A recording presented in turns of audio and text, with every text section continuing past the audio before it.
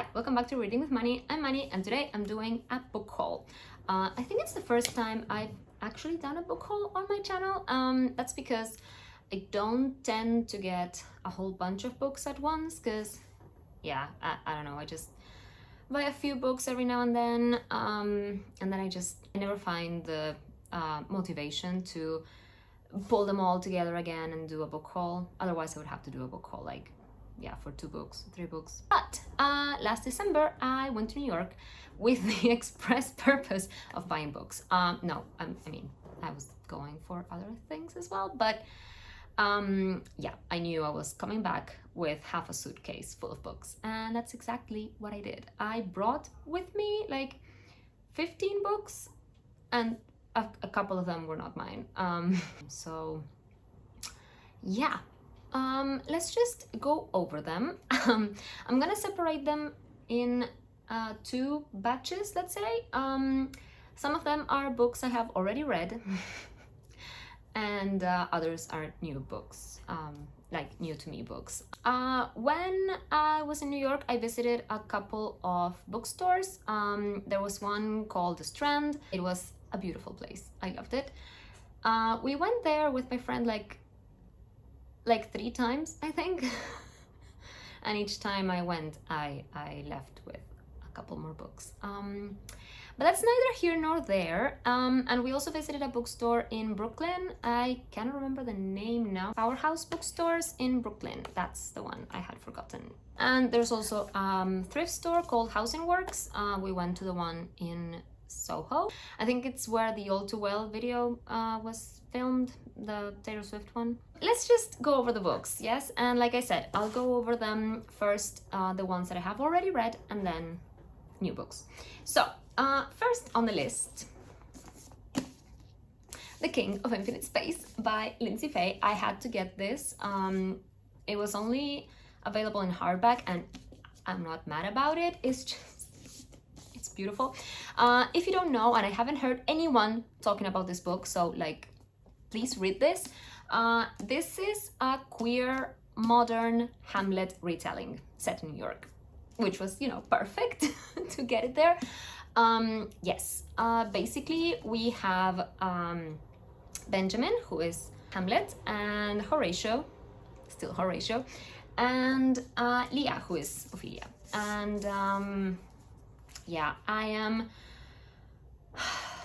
absolutely in love with this book. We follow their 3 points of view, and each of them is so unique and perfect. And especially Benjamin's points of view, the author uses a lot of, she plays a lot with fonts. So let me see if I find any of them.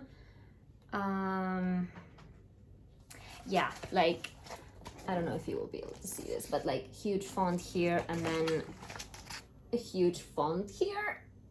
It's just, yes. Because Benjamin suffers from a few, he's struggling mentally, let's say, and whenever he has a breakdown or something, there's just these things. Anyway, I love this book. I cannot wait to reread it now that I have a physical copy of it. And yes, please go read it. What do you think? Should I just reread this right now and abandon all my reading plans? What do you think? She's not interested in she's just interested in smelling all these books. Yeah. Do you want to come here? Hi, baby. You want to say hi to the camera? Hi? No. Okay, let's just move on. Okay, next up is another book I have already read, and that is Bunny by Mona Awad. And I got this cover, which I think is the best one out of all of them. I think it's the original one. I read this last year. I cannot tell you what this is about. This is one of the weirdest books I've ever read. That's all I have to say, really, because I think it's better if you go into this book not knowing anything about it. So let's just say it's a weird book, and it involves women in university. There's sort of like a dark academia vibe there going on. That's all I'm gonna say. All right, next, read this in 2021, and that is Station 11 by Emily St. John Mandel. I do want to get all her books in this universe eventually. I was trying to get them all sort of like in the same sort of edition, but I couldn't really find them. So yes, it'll have to, it's a project, let's say. Station 11 is about post-pandemic world in which most of humanity has perished, and yeah, there's a lot of interconnecting stories. I can't really say much more about it, but it also involves Shakespeare. So yes, you'll sense a theme, I think. Okay, next is another one of my favorites from 2021, and that is The Last House on Needless Street by Katrina Ward. I love this cover. Again, I really needed to have a copy of this so I can lend it to people, basically. And again, this is another book that is very strange, and I cannot really tell you what it's about. Because, yeah, all you need to know is that it's a mystery thriller with some horror elements, I would say. And you think it's about one thing, but the book tells you it's not. So, yeah. Like, even the blurb tells you. Okay, and then I got a couple of classics. I had to get this copy, like this edition of The Odyssey, by Homer, obviously. It's translated by Emily Wilson, who I think is like the first woman to be published, to have translated this and be published, I think. I am very interested in reading this translation. I read a bit through the introduction, I think like the author's note or something. Yeah, the translator's note, obviously. And I thought it was very interesting. It also has deckled edges, which I know some people hate, but I love them. And yeah, this cover is beautiful with the gold thing. Yes, I'm in love. And then the other one I got is Wuthering Heights, because I did not have a copy of Wuthering Heights. I don't know why. This is obviously by Emily Bronte. I thought this was very nice. It's like a soft hardcover. This is like a soft, kind of like faux leatherish thing. And well, I loved the green. There's a bookmark too. And yeah, the page quality is amazing. And the margins, I don't know, it's just a lovely edition. And it was very cheap. So yes, I got it. Okay, and those are the books I bought that I had already read.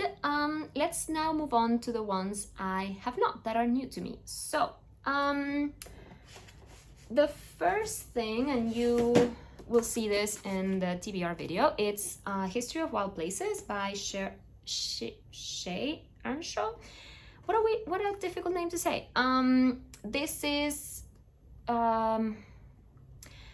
a mystery thriller thing about like an isolated community and people disappearing and, well, people figuring out some mysteries there. I think it also has like a magical realism element to it, because that's what it's classified as in Goodreads. So excited to read this. Then I got Crossings by Alex Landragin, I don't know how to say the author's name, sorry. This is very interesting because it's 3 interconnected stories. One of them is set in World War II, like the Paris occupation by the Nazis. Then one of them is the 19th century, and it's a horror story written by Charles Baudelaire. And the other one is like a fantasy sort of story about a woman who has lived many lives or something like that. But what is the most interesting thing about this book is that you can read it like a normal book, but you can also read it in the alternate sequence pages thing. So it tells you like in what other order you can read this book. And I am so interested in reading it like that. Then I also got Cloud Atlas by David Mitchell.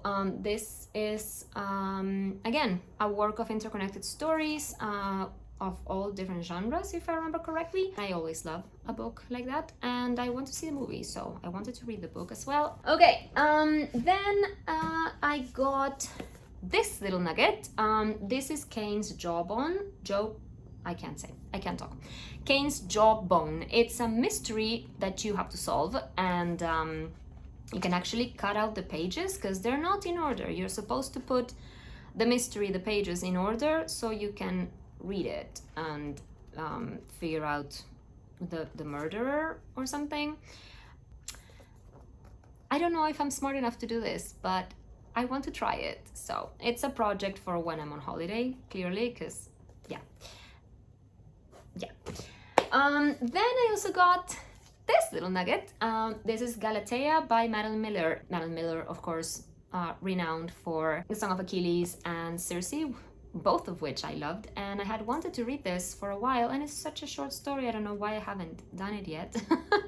But look at this edition, it's so pretty. Yes, so this is the story of a statue that comes to life, I think.